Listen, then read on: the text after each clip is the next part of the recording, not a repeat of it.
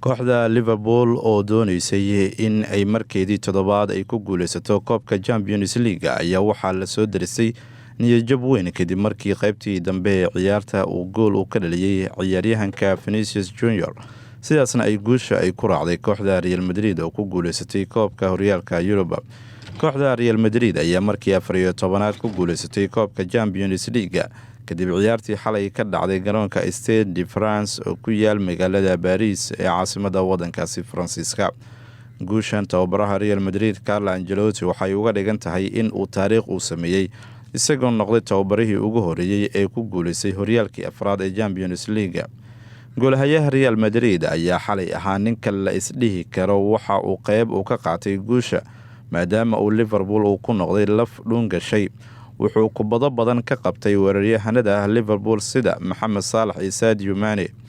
xil ciyaareedkii wacnaa ee Liverpool waxa uu horseeday inay ku guuleystaan Carabao Cup iyo FA Cup kadib markii ay rigoorayaal ay kaga badiyeen kooxda Chelsea, laakiin damacoodii ahaa in koobab badan ay qaadaan ayaa ku soo dhammaatay niyad-jab weyn.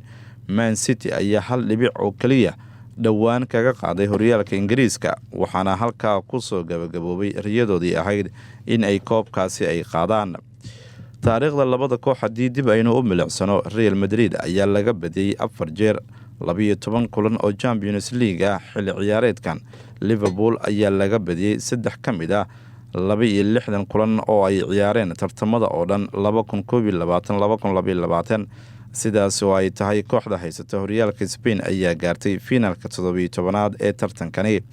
Real Madrid ayaa xilli ciyaareedkan guulo soo hoyisay iyadoo ka soo adkaatay kooxaha Paris Saint-Germain, Chelsea, Man City. xalayna waxa ay ciyaartii kama dambaysta ahayd ay garaacday kooxda Liverpool, sidaas ay horyaalkiina ay ku qaaday. Real ayaa sida oo kale laabasho cajiiba samaysay ciyaartii ay ka soo baxayeen ama ay kaga soo baxeen ama bay ugu soo baxayeen finaalaha oo ay la ciyaareen kooxda Man City, iyada oo celcelis ahaan 5-3 ku garaacday kooxda Pep Guardiola oo 1 daqiiqo oo kaliya ka harsan tahay waqtigii caadiga ahaa ee lugtii labaad. Benzema ayaa dhaliyay ka hor inta uusan Rodrigo ku qasbin waqtiga dheeriga ah ee 89 ilbiriqsi kadib. Benzema ayaa 7 gool ka dhaliyay Champions League xilli ciyaareedkan.